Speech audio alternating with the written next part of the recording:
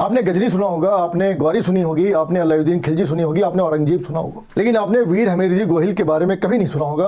आपने महाभारत में अभिमन्यु सुना होगा। उसमें और इसमें एक सिमिलैरिटी है, दोनों की एज 16 ईयर थी, दोनों मैरिड थे और दोनों आखिरी मोमेंट तक लड़ते रहे। मगर ये लड़ाई हुई क्यों? अलाउद्दीन खिलजी ने जब गुजरात पे हमले करे तो उसने 30,000 सैनिकों की फोर्स भेजी थी। क्या करने? सोमनाथ को तोड़, पहले मंदिरों को तोड़ते फिर बाकी काम करते। इनके भाई ने भी रेजिस्टेंस प्रोवाइड करने की जगह भाग जाना सही समझा, लेकिन करीब 500 की सेना, 250 इनकी, और इन्होंने मंदिर को अंदर से फोर्टिफाई कर दिया। और 500 लोगों की सेना 30,000 की सेना से 10 दिनों तक लड़ती रही। और 9th डे जब 250 लोग वीर गति को प्राप्त हो चुके थे तो बचे हुए 250 लोगों ने शिवलिंग की पूजा करी, शिवलिंग को प्रणाम करा और आखिरी बार लड़ने के लिए निकल पड़े और भयंकर लड़ाई करी थी।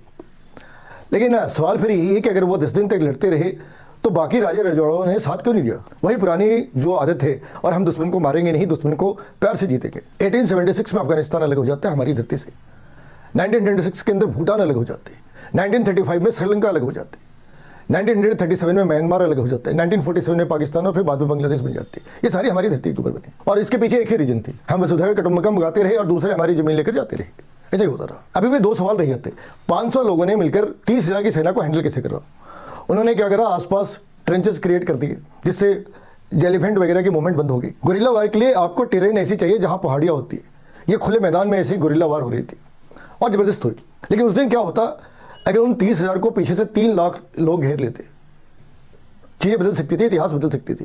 लेकिन हमारी आदत है कि झगड़े फसाद क्यों करना? हमारे लोग मरने दो, क्या तकलीफ है भाई? जो मार रहा है उसके अंदर भी तो आत्मा है ना, हमारे अंदर भी आत्मा है, उसके अंदर भी आत्मा है। Why to differentiate? अब आप इसे स्टॉकहोम सिंड्रोम कह ले या साइकेट्रिक डिसऑर्डर कह ले, लेकिन ये रही। लेकिन उससे भी इंपॉर्टेंट सी चीज़ ये है, वो चीज़ खत्म हो गई 1000 साल पहले, लेकिन 1000 साल बाद जब NCERT लिखी गई तो उसमें अलाउद्दीन का नाम है, उसमें जफर खान का नाम है, उसमें गजनी का नाम है, उसमें गोरी का नाम है, उसमें औरंगजेब का नाम है, मगर उसमें इनका नाम क्यों नहीं? ये जो इतिहास लिख रहे थे वो किसके लिए इतिहास लिख रहे थे? इन्वेडर्स के लिए या हमारे लोगों के लिए? इन्हें पैसे कौन दे रहा था? वो लोग तो बहुत साल पहले मर गए ना, तो उन्होंने इनको पैसे दिए होंगे, ऐसा तो हो नहीं सकता। तो इनका उसमें क्या इंटरेस्ट था? भारत के अंदर सिस्टमेटिक रूप में इन्वेडर्स को ग्लैमराइज करने का जो कॉन्सेप्ट है, का नाम इतिहास की किताबों में नहीं है, NCERT के सिलेबस में नहीं है, UPSC के सिलेबस में नहीं है। तो इसके सवाल किससे पूछे जाने चाहिए? सरकारों से। जो सरकारें थी, वो एजुकेशन मिनिस्टर, वो NCERT का चेयरमैन, आखिर कोई तो आंसर करेगा ना इसका।